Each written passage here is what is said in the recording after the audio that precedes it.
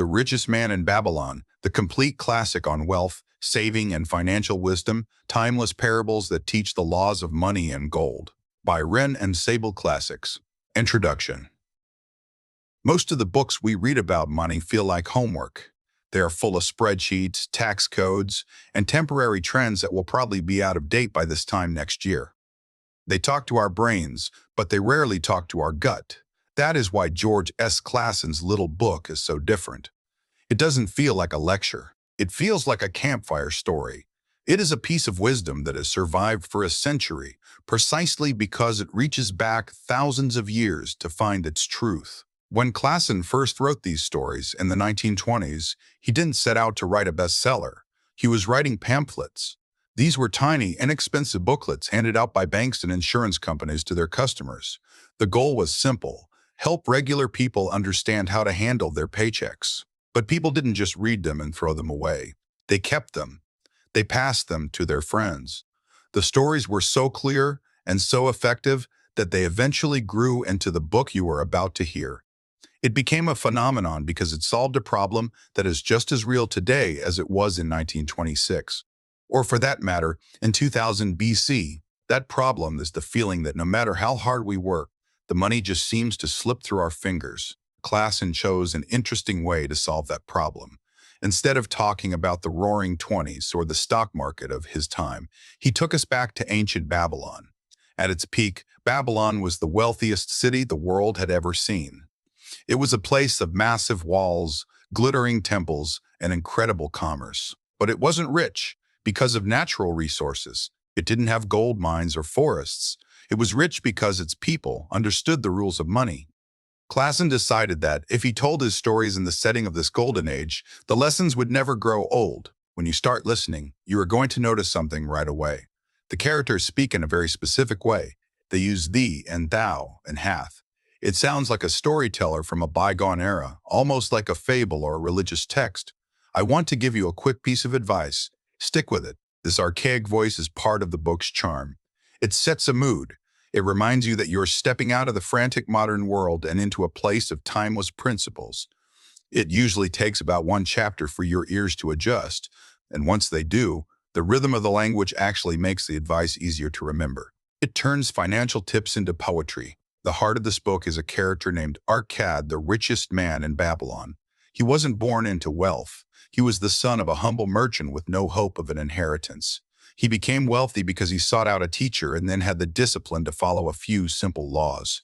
The most famous of these laws, the one that has changed more lives than perhaps any other financial tip in history, is the idea that a part of all you earn is yours to keep. It sounds so simple that you might want to dismiss it. But think about it for a second. Most of us pay the landlord, we pay the grocer, we pay the shoemaker and the government. By the end of the month, we have paid everyone else, but we haven't paid ourselves. Clason argues that you should be your own most important creditor. He suggests that at least 1/10 of what you earn should stay in your pocket forever. This isn't just about saving for a rainy day, it is about building a foundation. As you listen to the stories of chariot builders, camel traders, and slave owners seeking their freedom, you will hear Clason lay out his 7 cures for a lean purse. He talks about making your gold work for you, which we call investing today. He talks about guarding your treasures from loss, which is his way of saying you should avoid get-rich-quick schemes and protect your principal. He talks about the importance of living below your means and the necessity of ensuring a future income for your family. He even talks about the best investment of all, increasing your own ability to earn by learning new skills. You might wonder why we need a story about a man in a desert 4,000 years ago to tell us to save 10% of our income. Why not just look at a spreadsheet? The answer is that humans are not motivated by spreadsheets. We are motivated by stories. We remember the man who lost his gold because he listened to the advice of a brickmaker instead of a jeweler. We remember the camel trader who found his self-respect before he found his fortune.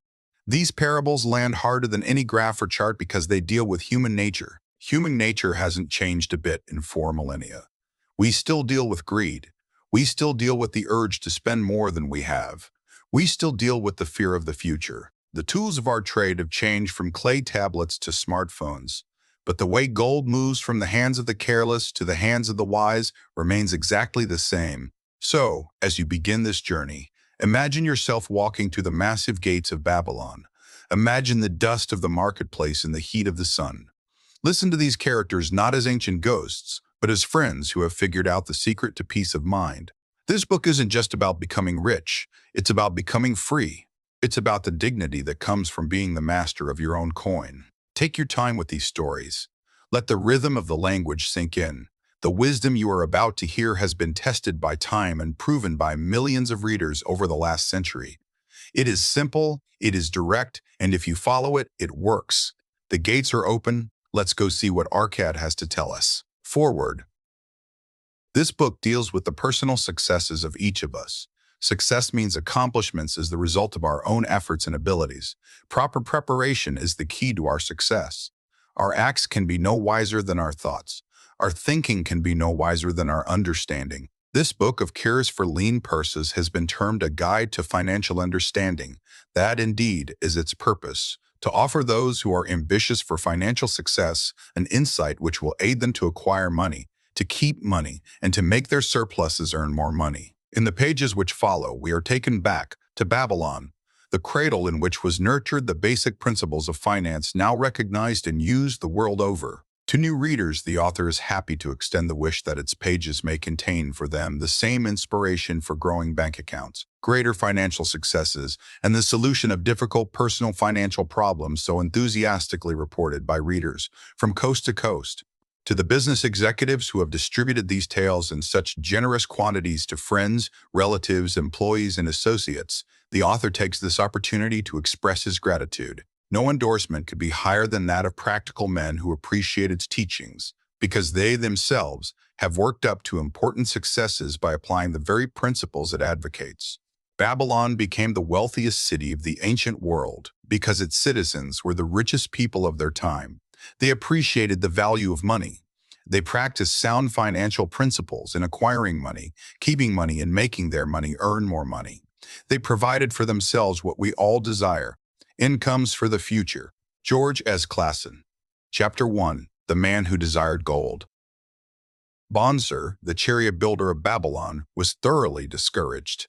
From his seat upon the low wall surrounding his property, he gazed sadly at his simple home and the open workshop in which stood a partially completed chariot. His wife frequently appeared at the open door. Her furtive glances in his direction reminded him that the meal bag was almost empty, and he should be at work finishing the chariot, hammering and hewing, polishing and painting, stretching taut the leather over the wheel rims, preparing it for delivery so he could collect from his wealthy customer. Nevertheless, his fat, muscular body sat stolidly upon the wall. His slow mind was struggling patiently with a problem for which he could find no answer. The hot, tropical sun, so typical of this valley of the Euphrates, beat down upon him mercilessly. Beads of perspiration formed upon his brow and trickled down unnoticed to lose themselves in Tahiri jungle on his chest. Beyond his home towered the high terraced wall surrounding the king's palace. Nearby, cleaving the blue heavens, was the painted tower of the Temple of Bel. In the shadow of such grandeur was his simple home and many others far less neat and well cared for. Babylon was like this, a mixture of grandeur and squalor, of dazzling wealth and direst poverty, crowded together without plan or system within the protecting walls of the city. Behind him, and he cared to turn and look, the noisy chariots of the rich jostled and crowded aside the sandaled tradesmen as well as the barefooted beggars. Even the rich were forced to turn into the gutters to clear the way for the long lines of slave water carriers on the king's business, each bearing a heavy goatskin of water to be poured upon the hanging gardens. Bonser was too engrossed in his own problem to hear or heed the confused hubbub of the busy city. It was the unexpected twanging of the strings from a familiar lyre that aroused him from his reverie. He turned and looked into the sensitive, smiling face of his best friend, Kabi, the musician. "May the gods bless thee with great liberality, my good friend," began Kabi with an elaborate salute. "Yet it does appear they have already been so generous thou needest not to labor. I rejoice with thee in thy good fortune. More, I would even share it with thee. Pray, from thy purse, which must be bulging else thou wouldst be busy in your shop, extract but 2 humble shekels, and lend them to me until after the nobleman's feast this night. Thou wilt not miss them ere they are returned." "If I did have 2 shekels," Bonser responded gloomily, "to no one could I lend them, Not even to you, my best of friends, for they would be my fortune, my entire fortune. No one lends his entire fortune, not even to his best friend. What? Exclaimed Cobby with genuine surprise. Thou hast not one shekel in thy purse, yet sit like a statue upon a wall. Why not complete that chariot? How else canst thou provide for thy noble appetite? 'Tis not like thee, my friend. Where is thy endless energy? Doth something distress thee? Have the gods brought to thee troubles? A torment from the gods it must be, Bonsier agreed. It began with a senseless dream, in which I thought I was a man of means. From my belt hung a handsome purse, heavy with coins. There were shekels, which I cast with careless freedom to the beggars. There were pieces of silver with which I did buy finery for my wife, and whatever I did desire for myself. There were pieces of gold which made me feel assured of the future and unafraid to spend the silver. A glorious feeling of contentment was within me. You would not have known me for thy hard-working friend, nor wouldst have known my wife. So free from wrinkles was her face and shining with happiness. She was again the smiling maiden of our early married days. A pleasant dream, indeed, commented Cobby. But why should such pleasant feelings as it aroused turn thee into a glum statue upon the wall? Why, indeed? Because when I awoke and remembered how empty was my purse, a feeling of rebellion swept over me. Let us talk it over together, for as the sailors do say, we ride in the same boat, we two. As youngsters, we went together to the priest to learn wisdom. As young men, we shared each other's pleasures. As grown men, we have always been close friends. We have been contented subjects of our kind. We have been satisfied to work long hours and spend our earnings freely. We have earned much coin in the years that have passed, yet to know the joys that come from wealth, we must dream about them. Bah! Are we more than dumb sheep? We live in the richest city in all the world. The travelers do say none equals it in wealth. About us is much display of wealth, but of it we ourselves have not. After half a lifetime of hard labor, thou, my best of friends, hast an empty purse and sayest to me, may I borrow such a trifle as 2 shekels until after the nobleman's feast this night? Then, what do I reply? Do I say, here is my purse, its contents will I gladly share? No, I admit that my purse is as empty as thine. What is the— Why cannot we acquire silver and gold? More than enough for food and robes? Consider also our sons, Bonsier continued. Are they not following in the footsteps of their fathers? Need they and their families, and their sons' families, live all their lives in the midst of such treasurers of gold, and yet, like us, be content to banquet upon sour goat's milk and porridge? Never, in all the years of our friendship, didst thou talk like this before, Bonsier. Cobby was puzzled. Never in all those years did I think like this before. From early dawn until darkness stopped me, I have labored to build the finest chariots any man could make, soft-heartedly hoping some day the gods would recognize my worthy deeds and bestow upon me great prosperity. This they have never done. At last I realize this. Therefore my heart is sad. I wish to be a man of means. I wish to own lands and cattle, to have fine robes and coins in my purse. I am willing to work for these things with all the strength in my back, with all the skill in my hands, with all the cunning in my mind, but I wish my labors to be fairly rewarded. What is the matter with us? Again, I ask you, why cannot we have our just share of the good things so plentiful for those who have the gold with which to buy them? Would I knew an answer, Cobby replied. No better than thou am I satisfied. My earnings from my lear are quickly gone. Often must I plan and scheme that my family be not hungry. Also, within my breast is a deep longing for a lear large enough that it may truly sing the strains of music that do surge through my mind. With such an instrument could I make music finer than even the king has heard before. Such a lyre thou shouldest have. No man in all Babylon could make it sing more sweetly, could make it sing so sweetly. Not only the king, but the gods themselves would be delighted. But how mayest thou secure it while we both of us are as poor as the king's slaves? Listen to the bell. Here they come. He pointed to the long column of half-naked, sweating water-bearers plodding laboriously up the narrow street from the river. 5 abreast they marched, each bent under a heavy goatskin of water. A fine figure of a man, he who doth lead them. Cobby indicated the wearer of the bell who marched in front without a load. A prominent man in his own country, 'tis easy to see. There are many good figures in the line, Bonsier agreed, as good men as we. Tall, blond men from the north, laughing black men from the south, little brown men from the nearer countries, all marching together from the river to the gardens, back and forth, day after day, year after year, year naught of happiness to look forward to, beds of straw upon which to sleep, hard grain porridge to eat. Pity the poor brutes, Cobby, pity them I do. Yet thou dost make me see how little better off are we, free men, though we call ourselves. That is truth, Cobby, unpleasant thought though it be. We do not wish to go on year after year living slavish lives, working, working, working, getting nowhere. Might we not find out how others acquire gold and do as they do? Cobby inquired. This very day, suggested Cobby. I did pass our old friend Arcad riding in his golden chariot. This I will say, he did not look over my humble head as many in his station might consider his right. Instead, he did wave his hand that all onlookers might see him pay greetings and bestow his smile of friendship upon Cobby, the musician. He is claimed to be the richest man in all Babylon, Bonsier mused. So rich the king is said to seek his golden aid in affairs of the treasury, Cobby replied. So rich, Bonsier interrupted, I fear if I should meet him in the darkness of the night, I should lay my hands upon his fat wallet. Nonsense, reproved Cobby. A man's wealth is not in the purse he carries. A fat purse quickly empties if there be no golden stream to refill it. Arcad has an income that constantly keeps his purse full, no matter how liberally he spends. Income, that is the thing, ejaculated Bonsier. I wish an income that will keep flowing into my purse, whether I sit upon the wall or travel to far lands. Arcad must know how a man can make an income for himself. Do suppose it is something he could make clear to a mind as slow as mine. Methinks he did teach his knowledge to his son, no, monsieur, Cobby responded. Did he not go to Nineveh and, so it is told at the end, become, without aid from his father, one of the richest men in that city? Cobby, thou bringest to me a rare thought. A new light gleamed in Bonsier's eyes.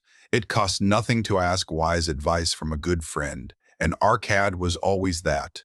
Never mind, though. Our purses be as empty as the falcon's nest of a year ago. Let that not detain us. We are weary of being without gold in the midst of plenty. We wish to become men of means. Come, let us go to Arcad and ask how we, also, may acquire incomes for ourselves. Thou speakest with true inspiration, Bonsier.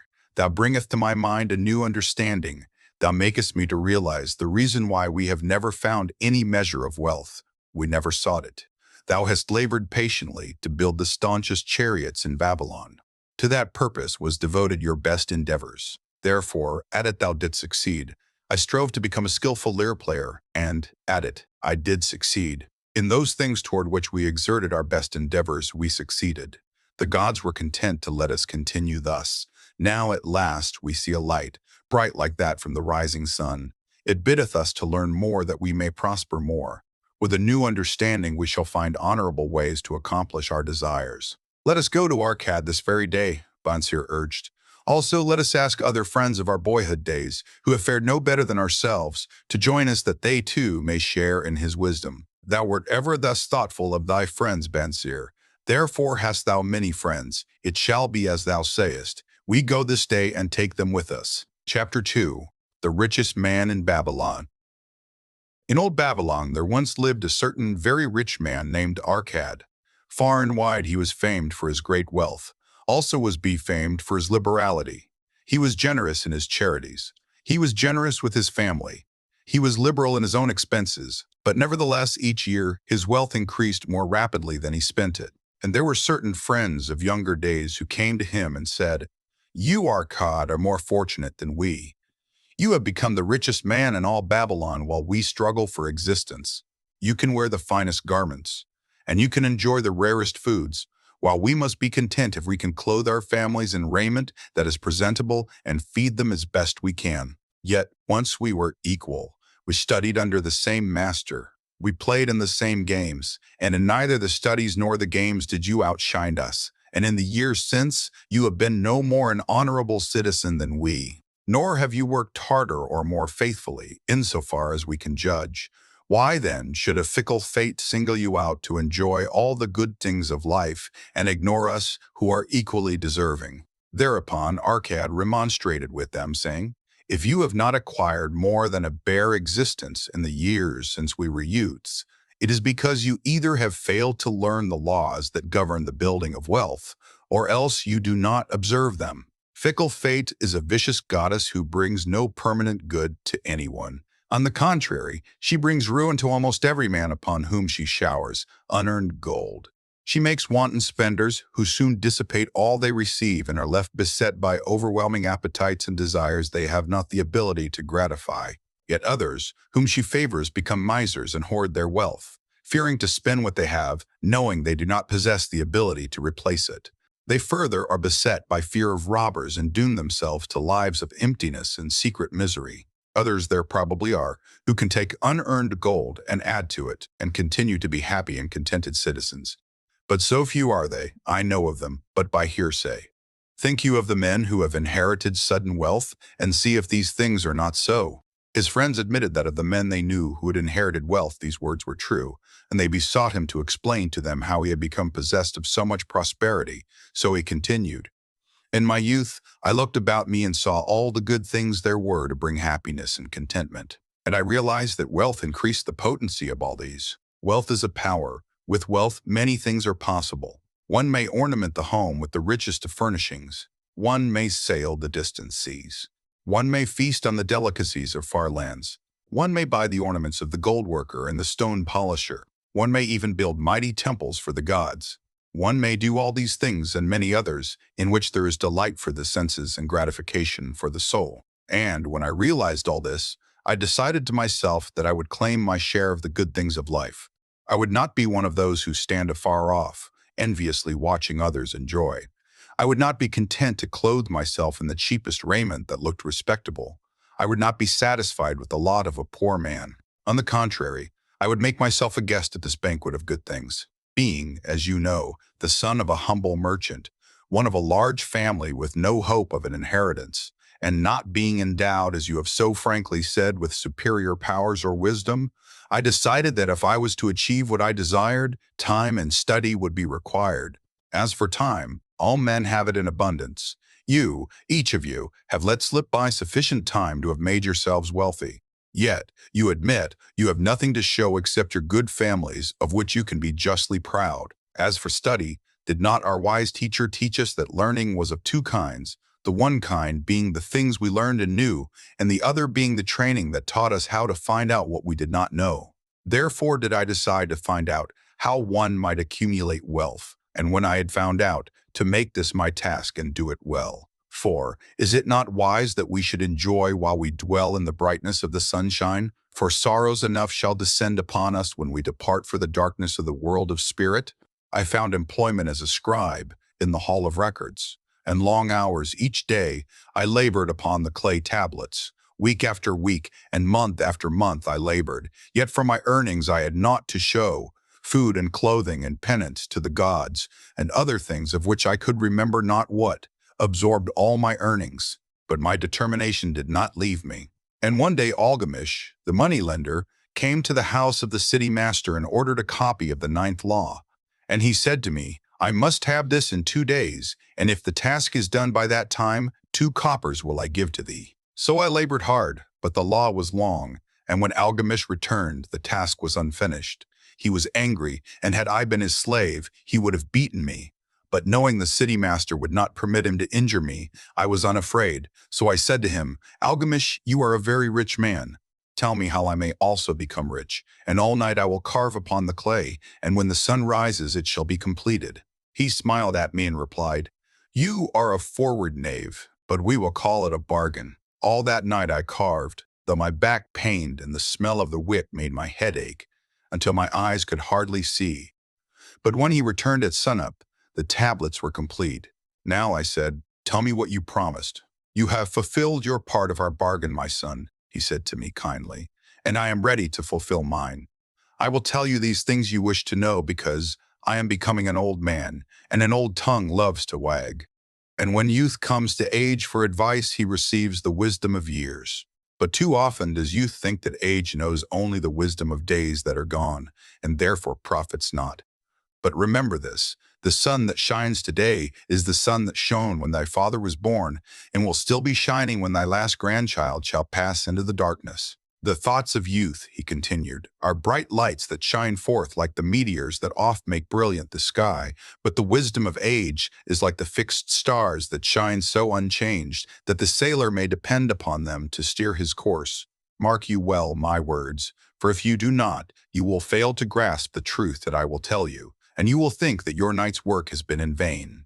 Then he looked at me shrewdly from under his shaggy brows and said in a low, forceful tone, I found the road to wealth when I decided that a part of all I earned was mine to keep, and so will you. Then he continued to look at me with a glance that I could feel pierce me, but said no more. Is that all? I asked. That was sufficient to change the heart of a sheepherder into the heart of a moneylender, he replied. But all I earn is mine to keep, is it not? I demanded. Far from it, he replied. Do you not pay the garment maker? Do you not pay the sandal maker? Do you not pay for the things you eat? Can you live in Babylon without spending? What have you to show for your earnings of the past month? What for the past year? Fool! You pay to everyone but yourself. Dullard, you labor for others. As well be a slave and work for what your master gives you to eat and wear. If you did keep for yourself 1/10 of all you earn, how much would you have in 10 years? My knowledge of the numbers did not forsake me, and I answered, as much as I earn in 1 year. You speak but half the truth, he retorted. Every gold piece you save is a slave to work for you. Every copper it earns is its child that also can earn for you. If you would become wealthy, then what you save must earn, and its children must earn, that all may help to give to you the abundance you crave. You think I cheat you for your long night's work, he continued, but I am paying you 1,000 times over if you have the intelligence to grasp the truth I offer you. A part of all you earn is yours to keep. It should be not less than 1/10, no matter how little you earn. It can be as much more as you can afford. Pay yourself first. Do not buy from the clothes maker and the sandal maker more than you can pay out of the rest and still have enough for food and charity and penance to the gods. Wealth, like a tree, grows from a tiny seed. The first copper you save is the seed from which your tree of wealth shall grow. The sooner you plant that seed, the sooner shall the tree grow. And the more faithfully you nourish and water that tree with consistent savings, the sooner may you bask in contentment beneath its shade. So saying, he took his tablets and went away. I thought much about what he had said to me, and it seemed reasonable. So I decided that I would try it. Each time I was paid, I took one from each 10 pieces of copper and hid it away. And strange as it may seem, I was no shorter of funds than before. I noticed little difference as I managed to get along without it. But often I was tempted, as my hoard began to grow, to spend it for some of the good things the merchants displayed, brought by camels and ships from the land of the Phoenicians. But I wisely refrained. A 12th month after Algamish had gone, he again returned and said to me, Son, have you paid to yourself not less than 1/10 of all you have earned for the past year? I answered proudly, Yes, master, I have. That is good, he answered, beaming upon me. And what have you done with it? I have given it to Asmer, the brickmaker, who told me he was traveling over the far seas, and in Tyre he would buy for me the rare jewels of the Phoenicians. When he returns, we shall sell these at high prices and divide the earnings. Every fool must learn, he growled, but why trust the knowledge of a brickmaker about jewels? Would you go to the breadmaker to inquire about the stars? No, by my tunic, you would go to the astrologer if you had power to think. Your savings are gone, youth. You have jerked your wealth tree up, power to think. Your savings are gone, youth. You have jerked your wealth tree up by the root. And next time, if you would have advice about jewels, go to the jewel merchant. If you would know the truth about sheep, go to the herdsman. Advice is one thing that is freely given away, but watch that you take only what is worth having. He who takes advice about his savings from one who is inexperienced in such matters shall pay with his savings for proving the falsity of their opinions. Saying this, he went away, and it was as he said. For the Phoenicians are scoundrels, and sold to Asmer worthless bits of glass that looked like gems. But as Algamish had bid me, I again saved each 10th copper, for I now had formed the habit, and it was no longer difficult. Again, 12 months later, Algamish came to the room of the scribes and addressed me. What progress have you made since last I saw you? I have paid myself faithfully, I replied, and my savings I have entrusted to Agar the shieldmaker to buy bronze.